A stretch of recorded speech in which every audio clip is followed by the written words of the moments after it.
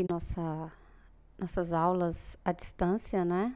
E após a transcrição, então vem o processamento ou splice do RNA. O que vai ser esse splice? O splice nada mais é do que a retirada de introns e reunião de exons. Então, nós vamos ter aqui nessa comparação, deixa eu pegar a canetinha aqui. Nós vamos ter aqui nesta comparação, ó, nós temos organismos eucariontes, né, e organismos procariontes, como acontece os processos metabólicos aí, os processos da biologia molecular em procariontes e eucariontes. Aqui vai formar um RNA mensageiro, tá certo? Já que não vai passar por processamento, os organismos são bem diferenciados, né? O organismo procariontes e eucariontes. Então, aqui, já partindo da fonte que é do DNA, o gene vai fazer uma transcrição num RNA mensageiro que não tem processamento, não tem introns, e vai já feito a tradução. É um organismo que não tem material genético envolto em núcleo, né? São organismos mais rudimentares em sua organização, então já é feito quase que tudo simultâneo, a transcrição e a tradução, sem divisão aí de compartimentos. Já nos eucariontes, como aqui temos essa visualização de uma célula, né, com seu núcleo, os processos de transcrição, como aqui mostrado, processo de transcrição e de splicing, que seria essa retirada, a retirada dos introns, acontece toda dentro do núcleo. Tá certo? Então, aqui nós temos a informação na molécula de DNA do RNA, né? Aqui vai ser um RNA mensageiro, onde tem exons e introns, aqui os introns mais claros e os exons mais escuros.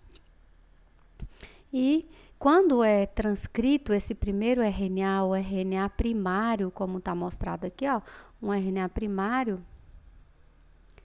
ele é chamado de primário ou heterogêneo, porque ele é composto por todos os exons e introns, é uma leitura fiel da mensagem que estava no DNA, né? Então, ele não está pronto para ir para o citoplasma e cumprir sua função.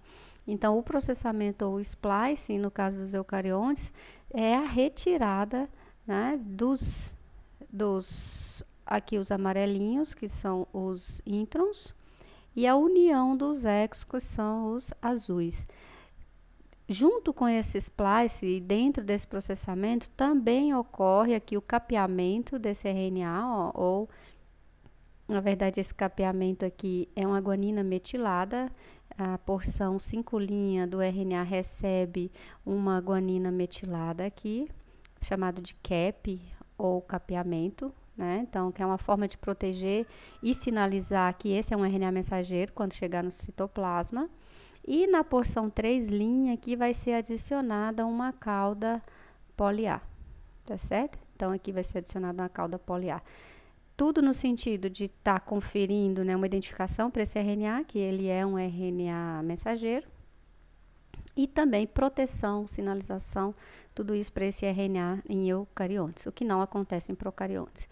Esse RNA mensageiro, após sofrer o splice, que todo esse processamento, pode ver que aqui agora, ó, ele ficou todo azul, esse RNA mensageiro agora chamado de RNA mensageiro maduro, né?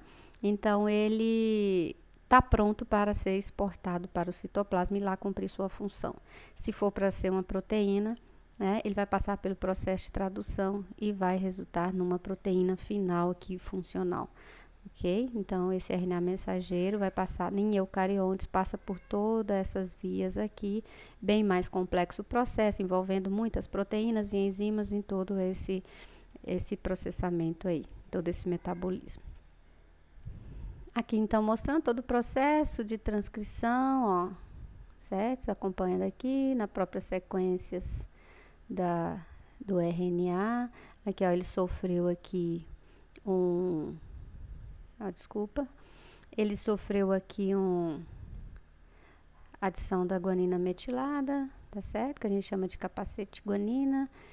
Aqui ele vai ser clivado para ser adicionada a cauda poli-A. E aqui sendo adicionada essa cauda poli-A, então todo o processamento, sem mostrar ainda os introns que serão retirados. O splicing do RNA, que seria essa retirada dos cortes dos introns, tá vendo aqui, ó? Então, o RNA primário transcrito, contendo todas as sequências ainda. Depois ele vai ser processado e clivado e reunido os exos aqui em verdinho e a cauda poli-A que foi adicionada.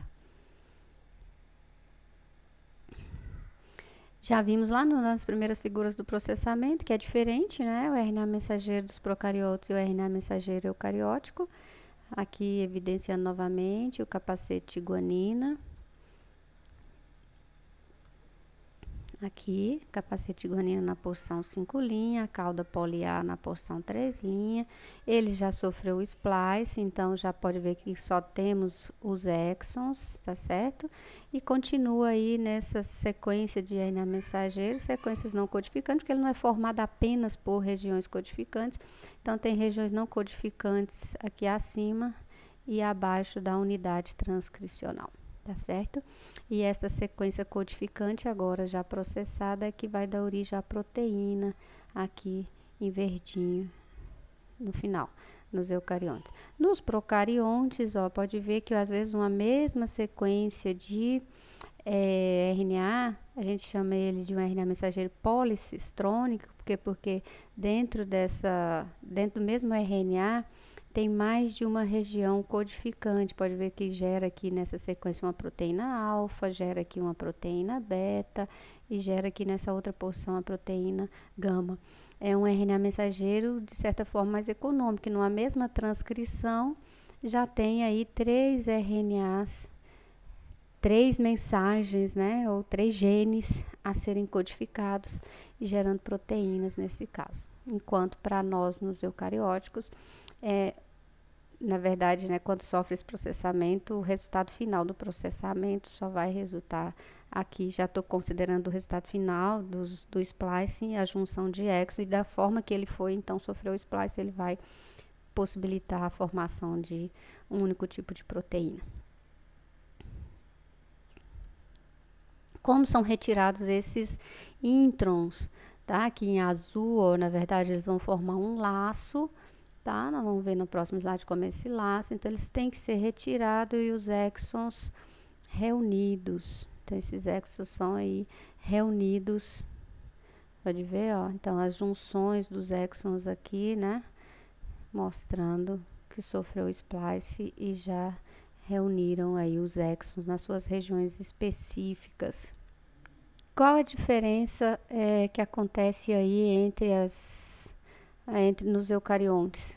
O que pode estar acontecendo? Padrões de splice alternativo, um processamento alternativo ou splice alternativo. Isso acontece de forma que às vezes uma mesma sequência deixa eu pegar novamente aqui uma canetinha, uma mesma sequência de RNA mensageiro primário pode gerar diferentes combinações, tá certo? Gerando diferentes produtos após esse processamento. Então, isso é um padrão alternativo no splice do DNA ou splice alternativo. Ou seja, eu tenho uma única sequência de DNA, que foi aquele transcrito primário, que ao sofrer diferentes processamentos, ele pode formar um produto final diferente.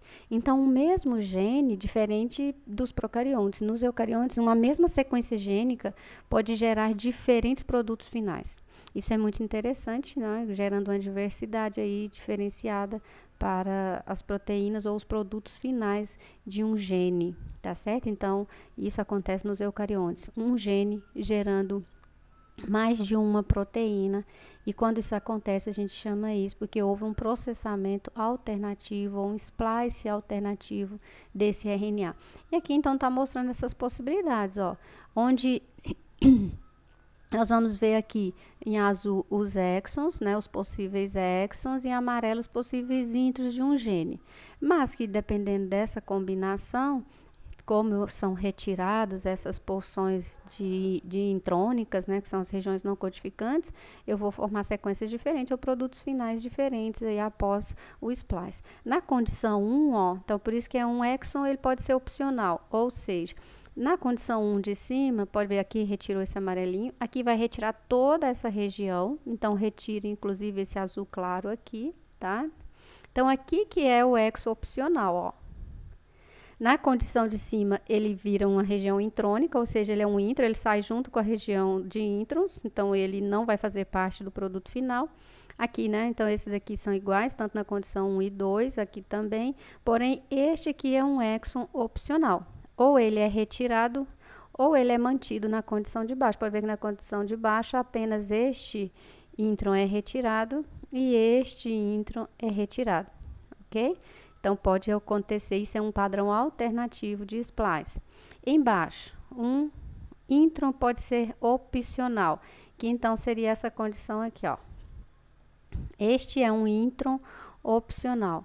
Ele pode ser um intron e retirado, ou ele pode ser mantido e vir aqui um grande exon, ó, que o exon vai ficar aqui, toda essa região pode ser exônica, ou apenas na condição de cima, né, ou apenas esta, e esta aqui sendo exons. Então, ou ele é retirado na condição aqui superior, ou ele é mantido, tá certo? Se ele é retirado, eu vou ter uma condição final nesse produto. Se ele é mantido, eu vou ter outro resultado final desse produto gênico, tá certo? Aqui mostrando exons mutuamente exclusivos, aqui essa outra condição. Então, pode ver aqui, ó, esta condição, né? Ou esta condição. Olha, então, na condição de cima, quais são retirados? É aqui. Então, aqui retira um intron, aqui retira, né? Aí retira um grande intron, inclusive uma parte exônica aqui e outro intron aqui. Na condição de baixo faz diferente, ó, retira este. Então, tem duas possibilidades aqui. Na condição de cima, este aqui fica, né, dentro do gene, dentro do produto final. E na condição 2, este aqui é que fica e este aqui é retirado. Essas linhas aqui tá mostrando onde vai acontecer o splice e a retirada dessa região. Embaixo aqui, então, mostrando que pode existir um splice, um sítio de splice, como eu falei para vocês, há uma sinalização da própria sequência onde vai ser retirado esses introns, tá? Então, aqui embaixo mostrando um sítio interno de splice, na condição 2, na verdade. Então, na condição 2 é que existe este sítio interno, pode ver que aqui, então, na condição 1, ele é retirado todinho como intro. Na condição 2, o que é retirado como intro é só este aqui, ó, amarelinho. E este azul fica como sendo um exon na condição 2, tá certo? Então, vai formar um exon maior aqui, ó. Então, vocês há de convir comigo que em todas essas condições onde está acontecendo aí retiradas de forma diferenciada nesses produtos gênicos, vamos resultar em produtos funcionais diferentes também. Então, essa proteína vai ter conformação diferente, pode ter função diferente. Então, o mesmo gene podendo gerar várias proteínas por splicing alternativo. E isso ocorre realmente aí nos organismos, tá? Então, um exemplo aqui do splice alternativo da alfa-tropomiosina, onde mostrando a organização do gene. Vamos pegar a canetinha novamente. Aqui nós temos todo o gene, da possibilidade dele, que está lá no DNA completo, né? Mostrando aí as suas regiões de possíveis exons, com essas caixinhas, tá certo? As suas posições, as posições das bases e tudo mais. E aqui mostrando onde eles são encontrados, ó, e de que formas eles estão montados. Pode ver que aqui, então, dependendo do tecido, se é cérebro, se é do fibroblasto, se é um hepatoma, se é músculo da boca, né, músculo estriado, mioblasto, então vai ter formas diferentes desse gene ser composto, tá? Justamente por causa do splice alternativo. Quando você confere essa organização dos exons aqui no gene da alfa-tropomiosina, que é esse primeiro mostrado aqui, e depois a gente for comparando aqui no músculo estriado, ó, pode ver que há uma composição diferente. Nesse músculo estriado não tem o verdinho aqui, ó, pode ver que falta aqui uma região de exon, a verdinha. Todas as outras mantidas, ó.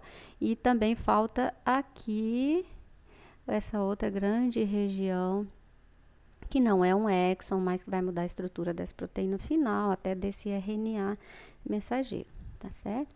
Porque esse 3' UT aqui, ele não chega a ser um exon. Aqui sim, é só esse pedacinho. Então, faltou sim um pedacinho aqui, certo? Esse aqui, ó. Esse pedacinho aqui, onde tá mostrando as bases, vai ser sim um pedacinho de exon. Então, ele falta aqui e toda a outra porção 3' UT. Nessa condição de baixo, ó, pode ver, falta aqui, e também músculo estriado. Então, já no momento do splice, não foi retirado esse exon, ele não está aqui, e nem o verdinho, que também não está aqui, ó. No de baixo, nos mioblastos, aqui também falta aqui, falta aqui, tá vendo aqui, e falta aqui.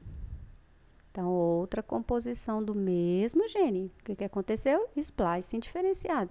No músculo da boca, ó, o verdinho é mantido, mas perdeu esse aqui. Então, se a gente comparar sempre lá com o original, com o gene que é completo no DNA, pode ver o que falta. Aqui falta os dois também, aqui, ó. Aqui embaixo falta os dois, o verdinho e o rosinha, ou amarelinho, né? Falta aqui. E falta aqui também, tá certo? Aqui também é a mesma coisa, ainda falta esse branquinho aqui. Nessa região vai faltar o branquinho e todos os outros que tá faltando. E nesse último aqui também falta aqui. E falta todo esse restante aqui Então, são aí formas, tá? Partindo de uma mesma sequência, de um mesmo gene presente lá no DNA, podendo ter diferentes splice, diferentes processamentos e gerando diferentes produtos aí, resultante desse splice alternativo. Um gene, várias proteínas. E aqui, para finalizar o nosso processamento e splice do RNA, principalmente do mensageiro, que vai sofrer aí o capeamento, cauda poliar e retirada de introns, tá certo? Então, aqui mostrando isso, ó, ele já foi produzido, já foi processado, então ele vai se associar a várias proteínas de transporte, aqui, tá vendo, ó? Então, ele vai se associar a várias proteínas, já passou por todo esse processamento que vimos, se associa, passa pelos poros aqui, então ele é transportado via poros, tá? Os poros nucleares ou complexos de poro, pode ver, aí vão atuar as importinas, na verdade, desculpa, exportinas, que tem que exportar, pode ver. Chegando lá no citoplasma, este RNA vai se complexar com outras proteínas necessárias aí para sua função. No caso, se ele é um mensageiro que vai resultar ainda numa tradução, ó, ele vai ser traduzido, que é a próxima etapa aí da nossa continuidade de aulas, tá bom? Então, é isso. O transporte é altamente seletivo, como a gente já sabe, pelos complexos de poro, né? Só passa realmente aí o que as proteínas vão estar fazendo transporte, as exportinas ou importinas, quando é para o interior. Só sendo exportado RNA mensageiro corretamente processados, que estão ligados a um grupo apropriado de proteínas. E a passagem se dá pelo poro nuclear, ok? Então, esta aí a gente finaliza